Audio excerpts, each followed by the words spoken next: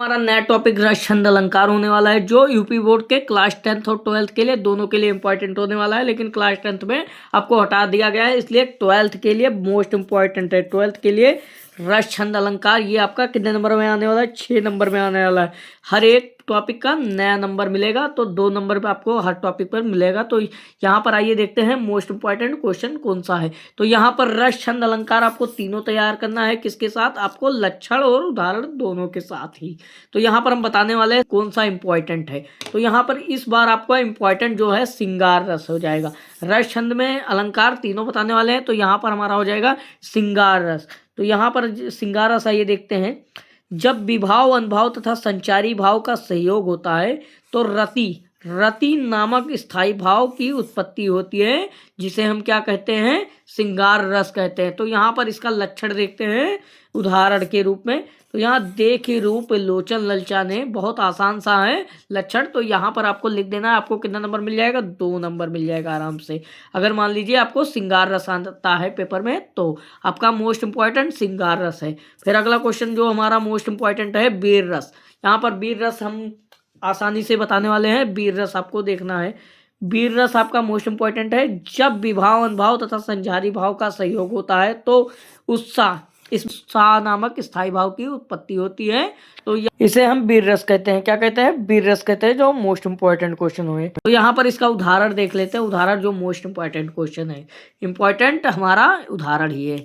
तो यहाँ बुंदेले हरबोलो के मुख से सुनी हमने कहानी थी, वो खूब लड़ी महारदानी, वो थी झांसी वाली रानी। यहाँ पर आपके वीर रस के बारे में बता रहा है, मतलब उत्साह जिसमें वीरता की बात आए उसके बारे में लिखना है। तो यहाँ पर उदाहरण क्या हो जाएगा? बुंदेले हरबोलो के मुख से सुनी हमने कहानी थी, वो थी झांसी वाली रानी, जो खूब लड़ी मर्दानी थी। तो यहाँ पर आपको यही आपको स्टोरी लिख देना है उदाहरण में।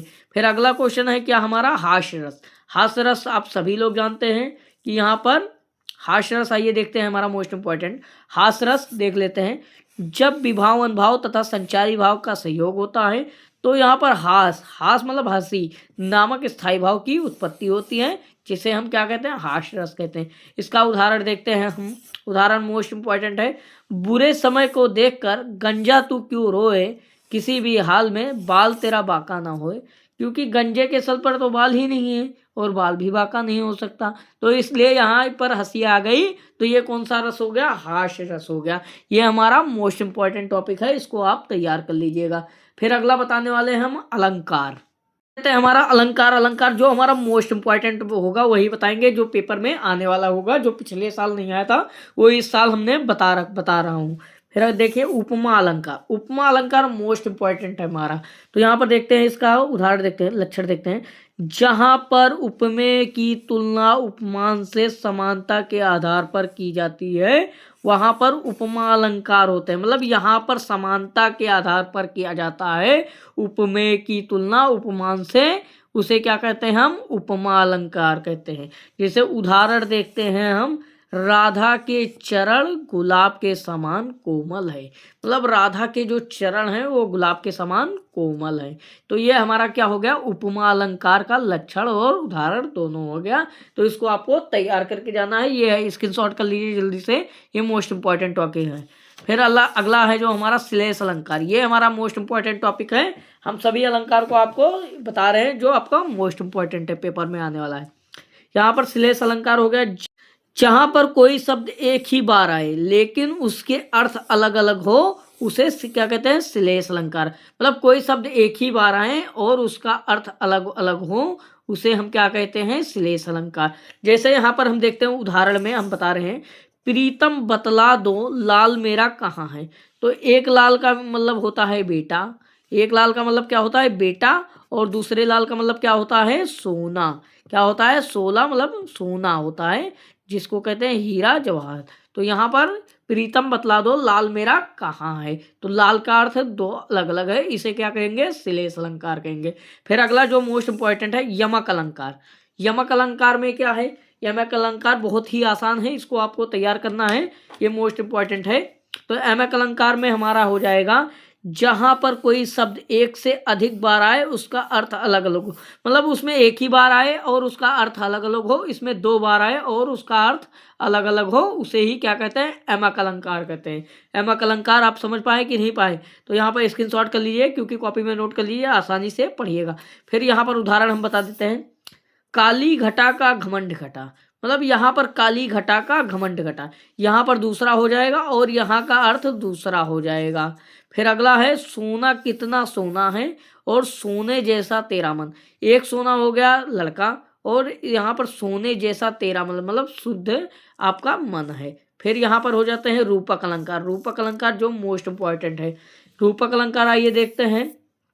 जब उपमेय तथा उपमान में भेद रहित ना हो, अर्थात दोनों एक ही जैसा हो, उसे रूपक अलंकार कहते हैं। क्या कहते हैं, दोनों एक ही जैसा हो, उसमें कोई भी भेद रहित ना हो, उसे क्या कहते हैं, हम रूपक अलंकार कहते हैं। तो यहाँ पर उदाहरण इसका देख लेते हैं। चरण कमल बंदो हरि राय। चरण कमल बंदो हरि राय क्या हो गया, हमारा रूपक अलंकार का उदाहरण हो गया।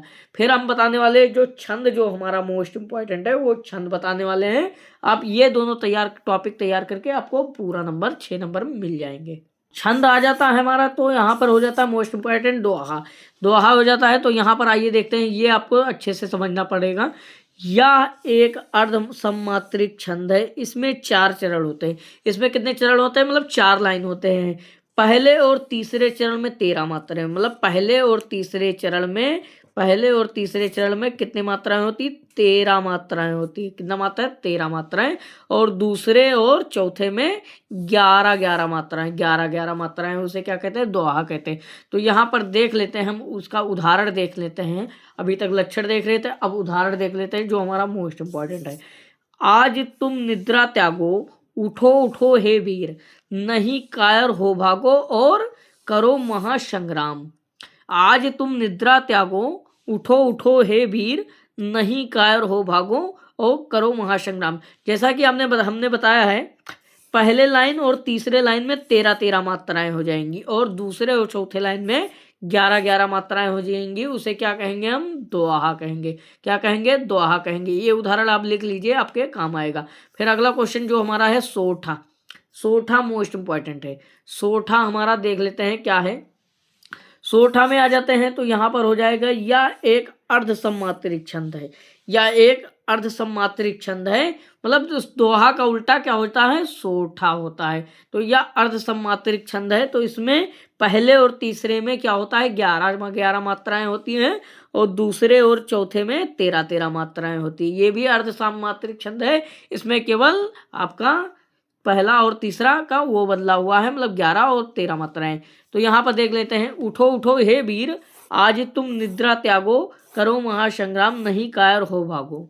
तो यहाँ पर पहले और तीसरे में 11 हैं और दूसरे और चौथे में 13 मात्राएं हैं। तो ये आप स्क्रीनशॉट कर लीजिए, क्योंकि ये आपका सोठा हो गया, जिसमें पहले और तीसरे में 11 हैं और दूसरे और चौथे में 13 मात्राएं हैं।